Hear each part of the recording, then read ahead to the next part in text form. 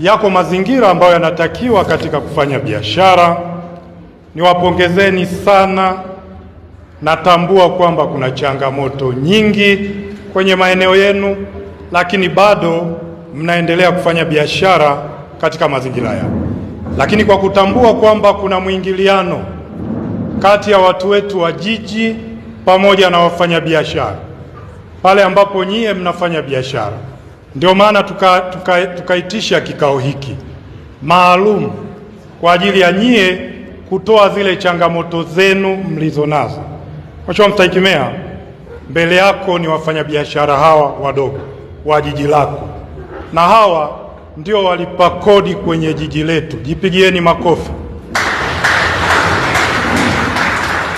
Mheshimiwa Mstahiki Meya, katika nusu ya mwaka, katika bajeti ya bilioni 25 za jiji letu, wafanyabiashara hawa mpaka juzi tumekusanya takribani bilioni 16.4. Jipigieni makofi. Fedha hizi tunazirudisha kwenu kwenye miundombinu, lakini zinaendelea kufanya kazi mbalimbali. Kwa hiyo nyie ndio wazalishaji wakubwa. Asilimia karibia 60 na kitu na 5 ya makusanyo ya jiji tumeyakusanya ndani ya miezi 6 iliyopita. Niwapongezeni sana.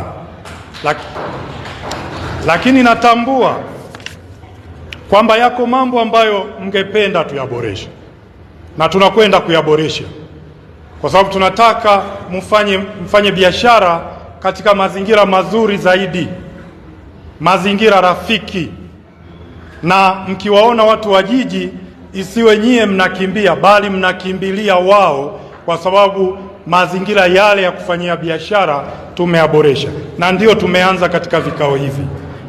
Mheshimiwa Mstahiki Meya, mazingira yale tutayaboresha, lakini tutawaita taasisi za kifedha ambazo tunaweza tukawaunganisha nazo na mkapata mikopo kwa njia rahisi. Hilo nalo tutalifanya. Lakini Mheshimiwa Mstahiki Meya, katika bajeti inayokuja ya 26-27 sisi kama jiji tumeona hapana, katika makusanyo yale ya maendeleo tutatengeneza package ya karibia milioni 500.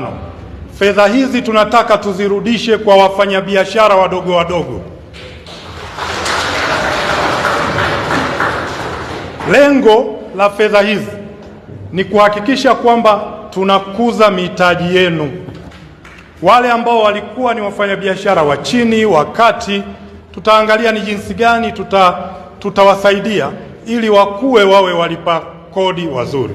Na ndio maana mnamuona meneja wa TRA hapa, tunashirikiana naye vizuri, na kuna mambo mengi ambayo tutayafanya kwa ajili ya kutengeneza mazingira mazuri ya nyie kufanyia biashara. Lakini mkakati wa masoko, hili tumelichukua na Mheshimiwa Mstahiki Meya atakuja kulizungumza kidogo. Tutatengeneza na tumepokea.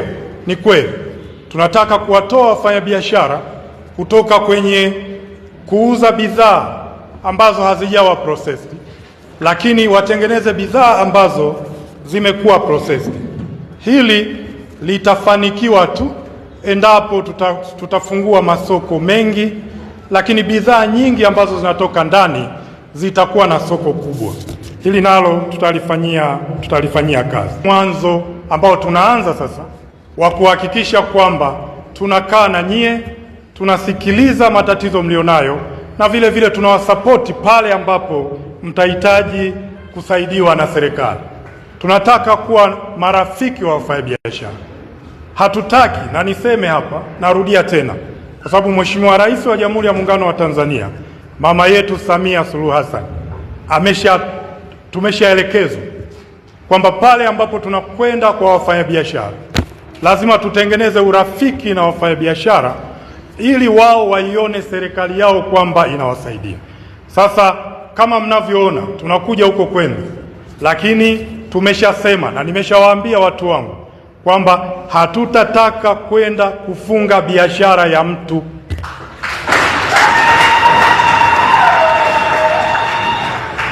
Hatutafunga biashara ya mtu, isipokuwa tutatumia diplomasia. Kama unadaiwa ujikomiti, tutengeneze schedule nzuri ya kuhakikisha unalipa fedha unazodaiwa.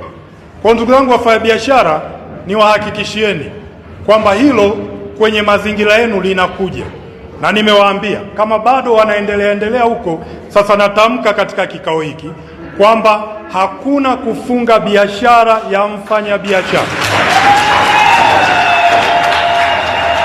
Tutakuita, tutakaa chini na wewe na theni tutajadiliana vizuri njia bora ya wewe kulipa mapato ya serikali. Sasa na nyie mnisaidie tulipe mapato ya serikali, kwa sababu fedha hizi tunazozilipa ndio zinazosaidia kwenye madawa, kwenye mashule, majengo kama haya mliokaa sehemu nzuri. Hii ni shule imejengwa kwa fedha hizo hizo. Tutoe, tujione kwamba tuko proud kulipa kodi ili serikali iweze kupeleka maendeleo kwenye maeneo yetu.